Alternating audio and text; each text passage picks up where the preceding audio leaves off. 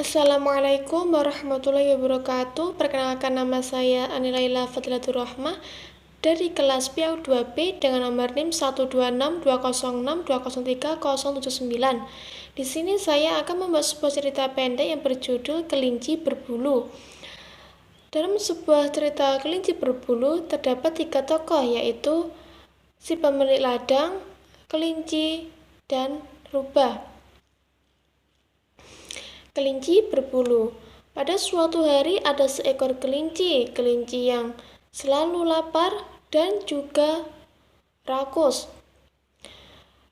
Dan dia selalu makan dan tidur sepanjang hari, sepanjang malam, tidak ada hentinya. Tetapi dia tidak akan pernah merasa puas dengan apa yang dia makan. Suatu ketika sekelompok kelinci menyerbu sebuah ladang sayuran. Semua kelinci makan dengan cepat, tapi kelinci rakus itu terus makan tidak ada hentinya. Salah satu kelompok kelinci mengingatkan kepada si kelinci, "Hai kau, makanlah dengan cepat, karena kalau kita ketahuan pemilik ladang, kita akan dilempari dengan batu." Tapi kelinci rakus menjawab, "Tolong, biarkan aku makan dengan puas. Nanti setelah aku kenyang, aku pasti akan berlarian." Kelinci rakus itu pun melanjutkan makanannya, tidak berhenti. Dia tidak mau mendengarkan kata temannya.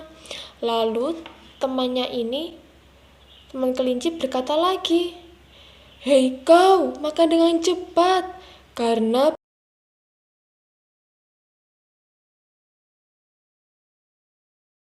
Menjawab lagi, "Oh, tidak apa-apa. Aku sudah bilang, nanti kalau aku sudah kenyang dan pemilik ladangnya sudah tiba, aku akan berlari."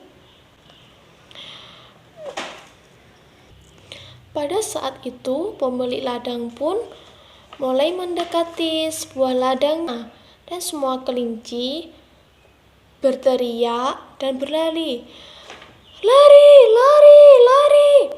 Semua kelinci lari-lari, dan pemilik ladang sudah datang dan lari semuanya.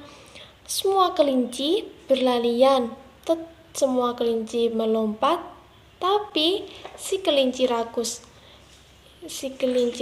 ini tidak bisa melari, tidak bisa melompat karena perutnya yang sudah terlalu banyak dengan makanan, sehingga dia tidak bisa melompat. Semua teman kelinci ini berlarian melompati sebuah pagar yang berada di dekat ladang. Semuanya bisa melompat, tetapi si kelinci ini mencoba untuk melompati sebuah pagar itu, tapi tidak bisa, malah dia jatuh dan tubuh dia tertancapi oleh batu-batu yang berada di sebuah pagar itu.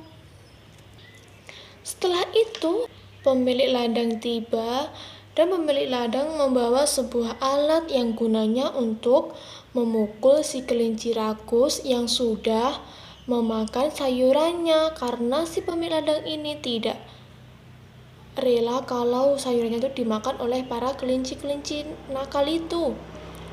Setelah itu, si pemilik ladang ini melemparkan alatnya itu ke tubuh kelinci. Setelah itu, yang terkena kakinya. Setelah itu, kaki kelinci itu terluka, dan kelinci itu pulang dengan kaki yang pincang sampai rumah, dan dia berpikir, "Oh, akhirnya aku selamat juga." Dan setelah itu semua kelinci berjalan menuju ke arah rumahnya. Semua temannya udah masuk ke dalam rumah, tetapi tinggal kelinci yang belum masuk karena dia sangat keberatan oleh perutnya yang kebanyakan makanan itu.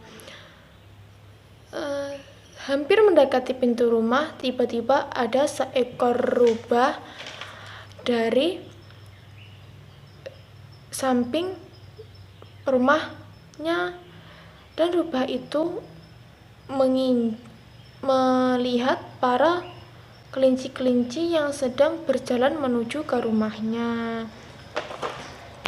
Setelah itu si kelinci rakus mencoba memasuki rumahnya, dan ternyata sampai di pintu rumahnya, perut si kelinci rakus itu tidak bisa masuk karena terlalu besar dan banyaknya makanan yang sudah masuk ke dalam perutnya, sehingga perutnya tersangkut di tengah-tengah pintu.